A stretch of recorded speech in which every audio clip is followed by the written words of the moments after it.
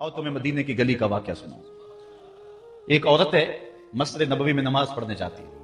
ये हजरत उमर के दौरे खिलाफत की कहानी है। तो एक नौजवान रास्ता रोक के खड़ा हो जाता है। एक दिन उस औरत ने रोक करके कहा कि मैं कितने दिनों से देख रही हूं कि तुम मेरे रास्ते में मुज़ाहिम होते हो, क्या माजरा है? उसने खुल के बात की कि मैं तेरा चाहने वाला हूं और तुझे हासिल करना मेरी जिंदगी की मेराज है, और तेरे लिए आसमान से तारे भी तोड़ने पड़े तो गुरेज नहीं करूंगा। उसने कहा अच्छा, मेरी एक शर्त है। उसने कहा बताओ, जल्दी बताओ, लब खोलो, मैं अभी पूरी कर दूंगा। कहा नहीं, छोटी सी बात है, 40 दिन तक हजरत उमर के पीछे नमाजें पढ़ लो। उसके बाद 40वें दिन की आखिरी नमाज के बाद इसी वक्त मैं तुम्हारा इंतजार करूंगी, फिर जिधर कहोगे चल पड़ेंगे। कहा ठीक, ये कौन सी मुश्किल बात हुई? 40 दिन नमाजें पढ़ने से अगर तू मिल जाए तो मेरे लिए कौन सा ये मुश्किल मामला है? 40 दिन हजरत उमर के पीछे नमाजें चलती है, दिल की दुनिया तब्दील होती है। 40वें दिन की आखिरी नमाज के बाद जब वो नौजवान वापस पलटने लगा तो वो लड़की हंसवे वाला वहां खड़ी थी, लेकिन इसने देखा नहीं है, नजर झुका के गुजर रहा। उसने कहा जाने वाले तवज्जो कर, मैं तेरे लिए खड़ी हूं। कहा खैर से खड़ी रहो। उमर ने दिल का ताल्लुक रब से जोड़ दिया। अगर मेरे पीछे एक बंदा 40 साल नमाज पढ़ता रहे और उसमें तब्दीली पैदा न हो तो फिर मुझे शर्म आनी चाहिए कि नहीं आनी चाहिए? यार ये तो मैं एक इमाम की बात सुनाई है। आओ तुम्हें दिल्ली के एक मांगत की कहानी सुनाऊं। दिल्ली की जामिया मस्जिद की सीढ़ियों पे एक मांगने वाला बैठा हुआ था। एक बहुत बड़ा अंग्रेज अफसर मस्जिद के विजिट के लिए आया। उसने हाथ फैला दिया, उसने अपनी जेब से पर्स निकाल करके चंद रुपए उसकी जेब में रखे। दोबारा जब पर्स डालने लगा तो पर्स गिर गया। उस मांगने वाले ने वो पर्स उठा के संभाल लिया। खैर कुछ वक्त गुजरा, 1 साल के बाद दोबारा वही अफसर उस मस्जिद की ज़ियारत के लिए, मस्जिद को देखने के लिए, सैर के लिए दोबारा आया। तो फकीर ने पहचान लिया कि ये वही है। उसने कहा बाबूजान जरा 2 लम्हों के लिए रुकना। कहा क्या माजरा है? कहा बस 2 लम्हों के लिए। दौड़ के गया, अपनी कुटिया से वो पर्स निकाल के ले आया और उसके हाथ में कहा कि पिछले साल आप आए थे, आपका ये पर्स गिर गया था आपकी जेब से, मैं ढूंढता रहा लेकिन आप नहीं मिल पाए। मैंने संभाल के रखा था कि शायद दोबारा कभी मिले तो मैं उनको दे दूंगा। उसकी आंखें फटी की फटी रह गई। उसने कहा जो टगा टगा मांग रहा है, इतना कीमती पर्स, इसमें इतनी रकम, वो आसूदा जिंदगी गुजार सकता था, तो ये पर्स वापस क्यों कर रहा है? उसने कहा मांगने की बात और है, लेकिन यहां माजरा हो। उसने कहा क्या माजरा है? उसने कहा कि अगर तेरा पर्स मैं संभाल लेता, रख लेता, काम आ जाता, 4 दिन की जिंदगी ऐश से गुजर जाती। लेकिन मसला ये नहीं है। मसला यह है तू ईसाई है और मैं हुजूर का गुलाम हूं। कल कयामत के दिन अगर तेरे नबी हजरत ईसा ने मेरे नबी के सामने शिकायत लगा दी कि आपके उम्मती ने मेरे उम्मती का पर्स चुराया था, तो फिर मेरे नबी को तेरे नबी के सामने शर्मिंदगी उठानी पड़ेगी। तो मैं मांगत जरूर हूं, बेगैरत नहीं हूं कि अपने नबी को तेरे नबी के सामने शर्मिंदा करूं। ये तो मांगतों की कहानी है। आज तो बादशाह लूट रहे हैं, आज तो पेट भर ही नहीं रहे हैं, और हम कहते हैं टुकड़े टुकड़े कर देंगे। ये जुबानी दावे हैं, जमा खर्चे हैं। ऐसा नहीं होगा। आओ अपने अंदर तब्दीली पैदा करें। हम अपनी माजी की तारीख पढ़ते हैं तो हैरत ज़दा हो जाते हैं। लोगों में कितनी अखलाकी बुलंदी थी, आज हमारे अखलाक लुट गए, आज हमारा किरदार नहीं रहा। हम मदीने की गली में फिर दोबारा चलते हैं। हजरत उमर रज़ी अल्लाह तआला अन्हु का दरबार लगा है। एक शख्स को पकड़कर लोग ले आते हैं, इस शख्स ने हमारे बाप को कत्ल कर दिया। हजरत उमर रज़ी अल्लाह तआला अन्हु ने पूछा क्या माजरा है भाई? उसने कहा जी वाकई में इनके बाप का कातिल हूं, लेकिन मैंने कस्तन कत्ल नहीं किया। हुआ ये कि मैं एक मुसाफिर हूं, जा रहा था, रास्ते के अंदर सब्ज चरागाह थी, मेरा ऊंट भूखा था, इस चरागाह में दाखिल हो गया। इसके बूढ़े बाप ने पत्थर उठाया और मेरे ऊंट को मारा, उसकी आंख निकल गई। मुझे बड़ा गुस्सा आया, मैंने वही पत्थर उठाकर इसके बाप को दे मारा, लेकिन वो ऐसे ठिकाने पे लगा कि इसका बाप फौरन फौत हो गया। मेरा कष्ट और इरादा नहीं था, लेकिन बहरहाल मैं इस बात का इकरारी हूं कि मैंने इसके बाप को कत्ल कर दिया। आप जो हुक्म सुनाएं मैं उसको कबूल करूंगा, लेकिन मैं एक मोहलत मांगता हूं कि मेरे दोस्त, मेरे भाई की कोई रकम मेरे जिम्मे है, मेरे पास उसने अमानत रखी हुई है और वो मुझे पता है कि मैंने कहां छुपा के रखी है। अगर आप फैसला कर देते और मेरी गर्दन काट दी जाती है तो वो अमानत जो मैंने रखी हुई है संभाल करके, मेरे अलावा कोई जानता भी नहीं है, तो वो उस तक कौन पहुंचाएगा? अगर आप मुझे 3 दिन की मोहलत दे दें तो मैं जाकर के उसकी अमानत उसको वापस करके फिर वापस आऊंगा, फिर ये फंदा फांसी का मैं अपने गले में डलवाने के लिए तैयार हूं। हजरत उमर रज़ी अल्लाह तआला अन्हु ने फरमाया कि कोई शख्स तेरी जमानत दे दे तो हम तुझे छुट्टी देने के लिए तैयार हैं। उसने दाएं बाएं देखा, पूरे मदीने में उसका कोई शनासा ही नहीं था, वाकिफ ही नहीं था, एक अजनबी शख्स था। हजरत अबू ज़र गफारी खड़े हो गए, कहा हजरत उमर मैं इसकी जमानत देता हूं। जमानत दे दी गई, वो चला गया। तीसरे दिन वादे का जो वक्त था, लोग जमा हो गए, दरबार लग गए। ابھی تک آنے والا نہیں آیا۔ لوگوں نے کہا ابو ذر تو نے غلطی کی ہے، ایک اجنبی کی ضمانت دی اور ابھی تک وہ نہیں آیا۔ اور میاں صاحب فرماتے ہیں ایک بار جو پھائیں اڑ جاندے اور پھر کدی نہ پھنستے نہیں۔ ظاہر ہے وہ چلا گیا، واپس تو نہیں پلٹ کے آئے گا، اسے پتا ہے کہ آگے سیدھی سیدھی میری موت ہے، تو تم نے یہ کیا غلطی کی؟ خیر آپ نے فرمایا کہ اگر وہ نہ آیا تو یہ پھانسی کا پھندا میرے گلے میں ڈال لینا، لیکن بہرحال میں نے اس کی ضمانت دی۔ کچھ عرصہ بیتا کہ دور سے گرد و غبار اڑتا ہوا دکھائی دیا۔ جب صورت واضح ہوئی تو وہی شخص تھا۔ حضرت عمر فاروق رضی اللہ تعالیٰ عنہ کے دربار میں کھڑا ہو کہنے لگا حضرت کسی وجہ سے تاخیر سے پہنچا ہوں، معذرت چاہتا ہوں، اب جو حکم ہے پورا کیجیے۔ حضرت عمر رضی اللہ تعالیٰ عنہ اس کے پھانسی کے احکامات جاری کر چکے تھے۔ آپ نے فرمایا کہ ابو ذر یہ بتا کہ تو نے اس کی ضمانت کیسے دی جب تو اسے جانتا نہیں تھا؟ تو سنو حضرت ابو ذر غفاری نے کیا کہا ایک اجنبی میرے محمد کے مدینے میں پناہ مانگ رہا تھا اور اس نے چاروں سمت دیکھا اور کوئی شخص نہیں تھا جو اس کو امان دیتا اور اس کی ضمانت دیتا، تو میں نے اس لیے ضمانت دے دی کہ نہ بھی آیا تو اپنی جان چلی جائے گی، کل کو یہ تو نہیں کہے گا کہ محمد کے مدینے میں کسی نے ضمانت مانگی تھی، پورے شہر میں کوئی ضمانت دینے والا نہیں تھا۔ اس کو کہا کہ انہوں نے تو ضمانت دے دی، میاں اب تو بتا کہ تو چلا گیا تھا، تجھے جانتا کوئی نہیں تھا، نہ پلٹ کے آتا تو تجھے کوئی پوچھنے والا نہیں تھا، تو تو نے یہ دوبارہ موت کے منہ میں کیوں اپنا سر رکھا ہے؟ تو اس نے کہا کہ میں نے کہا کہ ایک اجنبی کی ضمانت ایسے شخص نے دی ہے جو مجھے جانتا بھی نہیں ہے، اور اگر میں نہ گیا تو لوگ قیامت تک اجنبیوں پر بھروسہ نہیں کریں گے کہ اجنبی یوں سلوک کیا کرتے ہیں۔ تو حضرت عمر رضی اللہ تعالیٰ عنہ اس کے پھانسی کے احکام جاری کیے، تو جن کے باپ کو قتل کیا تھا وہ بیٹے کھڑے ہو گئے، کہنے لگے تاریخ کی کالک ہم اپنے منہ پہ ملیں گے، ہم بھی اپنے باپ کے قاتل کو معاف کر دیتے ہیں۔ یہ ہماری تاریخ ہے، یہ ہماری کہانی ہے، لیکن آج ہم کس جگہ پہ کھڑے ہیں اور کیا ہماری صورتحال ہے؟ نہ ہمارا کردار رہا اور نہ ہمارا کوئی تشخص رہا۔ آج ہم نے اپنا تشخص بھی مٹا کے رکھ دیا، اپنے طرز زندگی بھی بدل دی، نہ ہماری باطن کی وہ روشنی رہی، نہ ظاہری وہ صورت رہی کہ ہم پہچانے جائیں کہ حضور کے غلام، بلکہ آج بھانت بھانت کی بولیاں بول رہے ہیں۔ اقبال نے کیا کہا تھا؟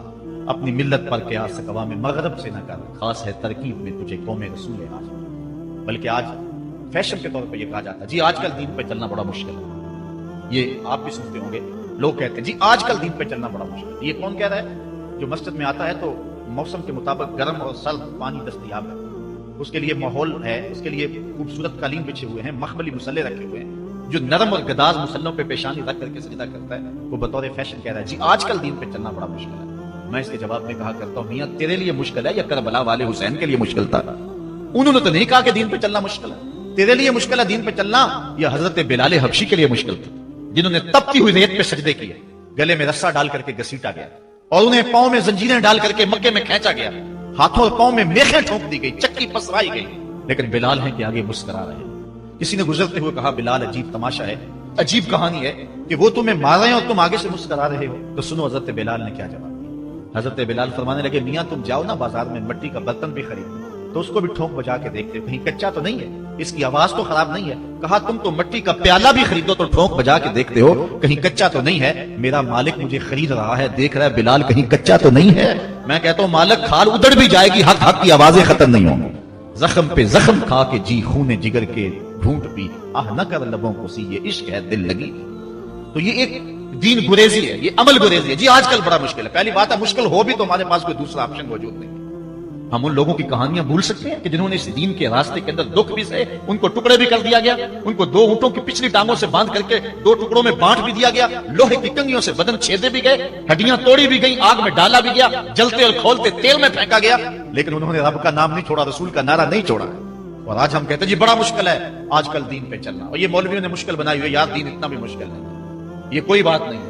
ہم سر سے لے کر پاؤں تک اسلام میں داخل ہوں، یہ ہمارے رب کا ہم سے یہ تقاضا ہے، یا ایھا الذین آمنوا ادخلوا فی السلم کافہ، اے ایمان والو دین میں پورے داخل ہو جاؤ، پورے داخل ہو جاؤ۔ تمہاری وضاحت انداز زندگی طرز معاشرت یہ بتائے کہ تم حضور کے غلام، جو غیروں کے طرز زندگی کو اپنا رہا ہے اور ان کو جو ہے وہ پسند کر رہا ہے، وہ سوچے اپنے اندر اترے اور مت کسی کے دھوکے میں رہے۔ میں کہتا ہوں آج اگر کوئی یہ میٹرک پڑھے لڑکے بھی یہ سکول کھول لیتے ہیں گلی میں محلے میں، 200 بچے لے کر کے بیٹھ جاتے ہیں اور ان کو بھی ایک باقاعدہ یونیفارم دیتے ہیں، اس طرح کی ٹائی ہوگی، اس طرح کی شرٹ ہوگی، اس طرح کے بوٹ ہوں گے، گرمیوں میں اس طرح کا لباس ہوگا، سردیوں میں اس طرح کا لباس ہوگا۔ کبھی کسی نے نہیں کہا کہ یہ کیا قدغن لگاتے ہو، جس طرح کا بچہ لباس پہننا چاہے اس کو آزادی ہونی چاہیے، یہ کیا تم نے ایک خاص لباس متعین کر دیا؟ کہتے ہیں جی ان کا نظام ہے نا، ایک سکول ہے اور یونیفارم ہے اس کا، یار ایک پرائمری سکول کا بھی یونیفارم ہوتا ہے، تو کیا محمد عربی کے دین کا کوئی یونیفارم نہیں ہے؟ حضور علیہ الصلوۃ والسلام کی زندگی، حضور علیہ الصلوۃ والسلام کے شب و روز اور حضور علیہ الصلوۃ والسلام کا انداز معاشرت، حضور کی وضاحت، حضور کا لباس، یہ اپناؤ اور یہی زندگی کا حسن ہے۔ اسلام کے حوالے سے معذرت خواہانہ رویہ ترک کر دینا چاہیے۔ اور آج ہمارے جو ہے وہ محراب و منبر کے جو وارثین ہیں انہوں نے بھی مصالحت کر لی ہوئی ہے، یہ کوئی بات نہیں ہے۔ اسلام صرف زبان سے اسلام کہہ دینے کا نام نہیں ہے۔ جو می گوئم مسلمانم بلرزم کہ دانم مشکلات لا الہ، جب میں کہتا ہوں میں مسلمان ہوں تو کانپ جاتا ہوں، اس لیے کہ لا الہ الا اللہ کے تقاضوں کو سمجھتا ہوں۔ جب بیعت عقبہ ثانیہ ہوئی ہے تو حضرت اسد بن زرارہ کھڑے ہو گئے، جب صحابہ حضور سے بیعت کرنے لگے اور 70 تعداد تھی ان کی، تو حضرت اسد بن زرارہ خزرجی کھڑے ہو گئے اور ان کو کہا کہ اے انصار، ان سے بیعت کرنے سے قبل سوچ لو، یوں ہی بے توجہی میں ہاتھ نہ بڑھا دینا، بے خبری میں یوں ہی ایسے ہی ہاتھ نہ بڑھا دینا، پہلے سوچ لو۔ بیعت کرنے کا مقصد یہ ہے تمہیں جو ہے وہ وقت کے جبر کے ساتھ پورے عرب کے ساتھ ٹکر لینا ہوگا، جو بھی کفر کے نظام کا حصہ ہے تم اس کے ساتھ ٹکراؤ کرنا ہوگا، اور حتیٰ کہ تمہاری کھال بھی ادھیڑ دی جائے گی، سخت تلواروں سے تمہارے کلیجے چبائے جائیں گے، اگر تم اس کے لیے تیار ہو تو پھر آؤ بیعت کرو۔ یہ نہیں ہے کہ بس تم کہہ دو کہ مسلمان اور بس کافی ہے، نہیں، جو می گوئے مسلمانم بلرزم کہ دانم مشکلات لا الہ۔ آج ہمیں اس سمت میں آنے کی ضرورت ہے، اس انداز سے دیکھنے کی ضرورت ہے کہ ہم سر سے لے کر پاؤں تک اسلام کے سانچے میں آئیں۔ ہمارے اصلاح کے حوالے سے ایک اہم پوائنٹ جس پر میں آپ کی توجہ دلانا چاہتا ہوں وہ یہ ہے کہ فرائض و واجبات کو ترجیحی بنیادوں پہ رکھیں۔ آج بطور مسلم ہمارا جو رویہ ہو چکا ہے، ہم مستحبات اور مباحات کے پیچھے پڑے ہوئے ہیں، اور اس کے مقابلے میں جو سنن، فرائض اور واجبات ہیں ان کی پرواہ چھوڑ چکے ہیں۔ دین میں کتنے امور ہیں جو صرف مباح کی حد تک ہے، کر لو تو ٹھیک، نہ کرو تو پھر بھی ٹھیک، اور کتنے امور ایسے ہیں کہ جو صرف استحباب کے زمرے میں آتے ہیں، لیکن ہم کتنی چیزوں کو اس انداز سے گلے لگائے ہوئے ہیں کہ جس کا فرض ہو اور اسلام کے اہم فرائض اور اسلام کی اہم واجبات ان کو ہم ترک کیے ہوئے ہیں۔ ساری رات ہم محفل میں جاگ لیں گے، فجر کی نماز نہیں پڑھیں گے تو کیا فائدہ ہوگا؟ ہم حضور علیہ الصلوۃ والسلام کے میلاد پہ جھنڈیاں بھی لگا لیں گے، سب کچھ کر لیں گے، لیکن حضور علیہ الصلوۃ والسلام کی سنت سیرت کو ترک کر دیں گے، تو بتاؤ کہ اس سے کیا حضور کی رضا میں حاصل ہو جائے گی؟ ہاں، اگر فرائض کی ادائیگی کے بعد ان کاموں کو کرو تو یہ تمہارے لیے بہتری کا سامان ہے۔ اور اس پر ایک دو روایات آپ کے سامنے رکھوں۔ ایک طرف حضور علیہ الصلوۃ والسلام سے محض محبت کا دعویٰ ہے، اور ایک حضور علیہ الصلوۃ والسلام کے دیے ہوئے دین کو اور حضور علیہ الصلوۃ والسلام کے پیغام کو اپنانا ہے، بلکہ ایک طرف اپنی طرف سے اظہار محبت ہو اور وہ سچائی ہو، اور دوسری طرف حضور کا حکم ہو تو حکم ترجیح پا جائے گا۔ حضرت عبداللہ ابن رواحہ رضی اللہ تعالی عنہ یہ حضور علیہ الصلوۃ والسلام کے درباری شاعر ہیں۔ ویسے تو 34 سے 35 لوگ حضور علیہ الصلوۃ والسلام کی باقاعدہ نعت خوانی کرتے تھے، ویسے تو ہر صحابہ حضور کا نعت خوان تھا، لیکن یہ باقاعدہ حضور کی ثنا کیا کرتے تھے۔ لیکن 3 اصحاب جو ہیں یہ خاص طور پہ حضور علیہ الصلوۃ والسلام کے درباری نعت خوان کہلاتے ہیں، حضرت کعب بن زہیر، حضرت حسان بن ثابت اور حضرت عبداللہ ابن رواحہ رضی اللہ تعالی عنہ۔ حضرت عبداللہ ابن رواحہ کو حضور نے حکم دیا کہ صبح فجر کی نماز کے بعد ہی تم لوگوں کو لے کر کے فلاں جنگ کے لیے نکل جانا۔ اب یہ بات سمجھ میں یہاں آ رہی ہے کہ حضور علیہ الصلوۃ والسلام کے نعت خواں صرف نعت خواں ہی نہیں تھے، وہ مجاہد بھی تھے، وہ تلوار بھی اٹھاتے تھے، وہ جنگیں بھی کیا کرتے تھے۔ اور حضرت عبداللہ ابن رواحہ جن کا یہ میں تذکرہ کر رہا ہوں، یہ جنگ موتا کے اندر ان کی شہادت ہوئی ہے۔ یعنی یہ نہیں ہے کہ صرف زبانی دعویٰ اور جو ہے وہ عمل نہیں ہے، حضور علیہ الصلوۃ والسلام کی حرمت پہ حملہ ہو اور میدان کے اندر کوئی شخص نہ آئے اور اسٹیج کے اوپر جتنے مرضی دعوے کرتا رہے، اس کے دعوے قبول نہیں ہوں گے۔ تو اب حضرت عبداللہ ابن رواحہ رضی اللہ تعالیٰ عنہ کا عمل دیکھیے، نعت خواں بھی ہیں اور مجاہد بھی ہیں۔ حضور نے فرمایا عبداللہ ابن رواحہ ان لوگوں کو لے کر صبح چلے جانا۔ حضرت عبداللہ ابن رواحہ کے پاس تیز رفتار گھوڑا تھا، آپ نے سب لوگوں کو صبح رخصت کر دیا، لیکن خود رک گئے اس لیے کہ دن تھا جمعے کا۔ سوچا کہ دوبارہ پتہ نہیں حضور سے ملاقات ہو نہ ہو، جنگ پہ جا رہے ہیں، حالات کیا ہو، اس لیے میں بعد میں تیز رفتار گھوڑے سے ان لوگوں کے ساتھ مل جاؤں گا، رک جاتا ہوں تھوڑی دیر، حضور کے پیچھے جمعہ المبارک کی نماز ادا کر لیتا ہوں، یہ اعزاز بھی مل جائے اور وہ حکم تھا وہ بھی پورا ہو۔ حضرت عبداللہ ابن رواحہ رضی اللہ تعالی عنہ نے نماز جمعہ ادا کی۔ حضور علیہ الصلوۃ والسلام نے فرمایا، اے عبداللہ بن رواحہ، میں نے تمہیں حکم دیا تھا کہ صبح تم چلے جانا، لیکن تم یہاں موجود ہو۔ عرض کی حضور، میں نے یہ عزم کیا ہے کہ میں ان کے ساتھ شامل ہو جاؤں گا، لیکن رکا اس لیے ہوں تاکہ آپ کے ساتھ جمعۃ المبارک پڑھنے کی سعادت حاصل کر لوں۔ اب یہ سعادت چھوٹی نہیں تھی، حضور علیہ الصلوۃ والسلام کی اقتداء میں نماز، اور وہ بھی نماز جمعہ، کتنی بڑی سعادت ہے۔ لیکن حضور نے کیا فرمایا سنیے، اور اس مختصر سی بات سے بہت کچھ سمجھیے۔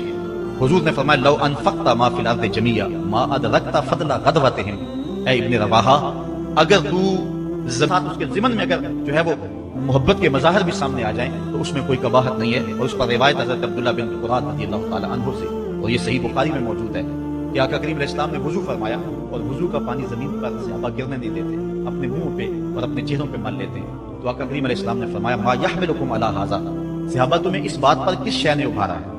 میرے وضو کے پانی کو جو تم زمین پر نہیں گرنے دیتے اس کا سبب کیا ہے؟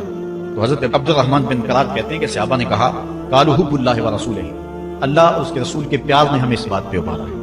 تو حضور علیہ الصلوۃ والسلام نے جو ارشاد فرمایا اس عمل سے نفی نہیں کی، لیکن ساتھ حضور نے فرمایا جو چاہتا ہے اللہ اور اس کا رسول اس سے پیار کرے اور وہ اللہ اور اس کے رسول سے پیار کرے، اسے تین چیزوں کا خیال رکھنا چاہیے۔ ایک، جب بھی بولے سچ بولے، اور جب بھی اس کے پاس کوئی امانت رکھے تو امانت کو ادا کرے، اور اپنے ہمسایوں کے ساتھ حسن سلوک کرے۔ یعنی اگر وہ اس مظاہرہ محبت میں شامل ہو گیا اور حضور کے وضو کا پانی اس کے ہاتھ سے مس ہو گیا اور اس نے برکت سے اپنے منہ کے ساتھ مل لیا ہے، تو اس کا یہ مطلب نہیں ہے کہ جو باقی اعمال ہیں ان کو چھٹی مل گئی۔ یہ مفہوم ہے اس حدیث کا۔ اگر کوئی بندہ محفل میلاد منعقد کر لیتا ہے، دیگر امور مستحبات کی ادا کرتا ہے، تو اس کا یہ مطلب نہیں ہے کہ اب نماز نہ پڑھے، اس کو کوئی پرواہ نہیں ہے، وہ بخشا گیا ہے۔ جس طرح کہ آج کل ہمارے ثنا خان جو ہے تاثر دیتے ہیں کہ جو محفل میلاد میں آ گیا وہ بخشا گیا۔ اللہ تعالیٰ چاہے اس کے لیے کوئی مشکل نہیں ہے، لیکن جو دین ہے اس دین کو ہلکا کرنے والی بات ہے۔ بلکہ آج کل تو ممبر و محراب پر جنت اور دوزخ کا مذاق اڑایا جا رہا ہے۔ ایک بندہ کہہ رہا ہے کہ ہوئے تو کیڑی جنت دا کرنا ہے تذکرہ۔ میں نے کہا میاں اسی جنت کا جس جنت کے لیے حضور لمبے لمبے ہاتھ اٹھا کے دعا مانگا کرتے تھے اور فرماتے جب اللہ سے مانگو تو جنت الفردوس مانگو۔ اور ایک بولا کہ مجھے دیکھ کر جہنم کو بھی آئے پسینہ۔ ہمارے استاد فرمایا کرتے تھے بیٹے تیرے منہ میں آج طوطی بولتا ہے جو مرضی کہہ لے، یہ تو کل قیامت کے دن پتہ چلے گا کہ پسینہ کس کو آتا ہے، تجھے آتا ہے یا جہنم کو آتا ہے۔ ایک بولا کہ قبر دا خوف دے دے کہ لوکی مینوں ڈرانے نے، لوگ کون ہے ڈرانے والے؟ تبشیر اور تنذیر یہ نبی کا منصب ہے، نبی کی شان ہے، مبشر اور نذیر یہ نبی کی شان ہے۔ حضور نے ڈرایا بھی ہے، حضور نے بشارت بھی دی ہے، لیکن اس بات کا منبر پہ بیٹھ کر کے تمسخر اڑایا جا رہا ہے اور لوگوں کو بے عملی کی طرف لے جایا جا رہا ہے۔ اس لیے آپ اس بات پہ غور کریں، اس بات پہ توجہ کریں۔ قیامت کے دن یہ لوگ کام نہیں آئیں گے، یہ پلہ چھڑا جائیں گے اور کہیں گے کہ جو ہے وہ ہم نے ان کو نہیں کہا تھا، بلکہ جو بت جن کو لوگ پوچھتے ہیں اور جن لوگوں کی لوگ پرستش کرتے ہیں وہ بھی کل قیامت کے دن کہیں گے کہ ان کو عقل نہیں تھی، ان کو سمجھ نہیں تھی، تو وہ عذر مقبول نہیں ہوگا کہ ہم ان کے کہنے پہ جو ہے وہ پوجا شروع کی۔ اس لیے اگر کوئی شخص تمہیں عمل سے بے رغبت کرنا چاہتا ہے اور تبشیر و تنذیر کو تمہاری نظر میں ہلکا کر دینا چاہتا ہے اور تم اس کے اس انداز سے عبادت کو ہلکا سمجھنے لگ جاتے ہو، تو کل قیامت کے دن کوئی عذر مسموع نہیں ہوگا۔ اللہ نے عقل دی ہے، اللہ نے